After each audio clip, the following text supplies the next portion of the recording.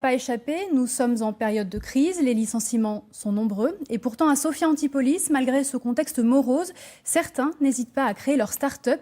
La communauté d'agglomération et la chambre de commerce ont décidé de les choyer, de les accompagner en les réunissant dans une sorte de crèche pour jeunes entreprises. L'idée est aussi de leur apporter des conseils en technique commerciale, juridique ou fiscale et de contribuer ainsi à la création d'emplois. Les précisions de Jean-Bernard Vitiello et Frédéric Tissot. Cela fait 15 jours à peine qu'ils sont arrivés dans cette nurserie d'entreprise. Leur petite société ne peut pour l'instant payer qu'un seul salaire, mais ils croient dur comme fer à l'avenir de leur concept. Ils proposent aux commerçants de mettre leur boutique sur Internet à partir d'un simple téléphone.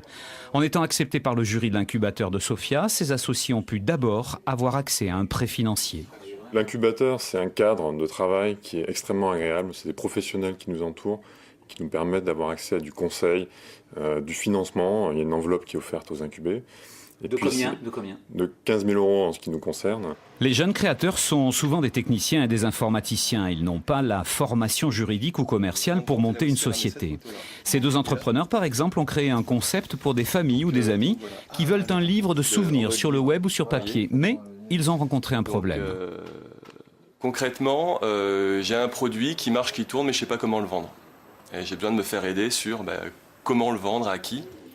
Et ils ont réussi à vendre leur idée grâce aux conseils gratuits des experts de l'incubateur en partenariat avec la chambre de commerce et la communauté d'agglomération. On les aide à savoir comment créer leur société, comment trouver les financements, comment trouver les débouchés commerciaux, comment recruter, comment lancer vraiment le produit.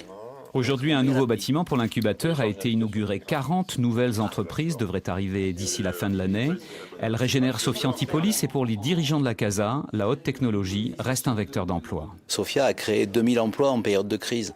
Donc, depuis 2-3 ans, il y a eu 2000 emplois. Ça voudrait dire que, en réalité, dans n'importe quel autre endroit de la France ou du monde, on dirait que c'est une dynamique forte.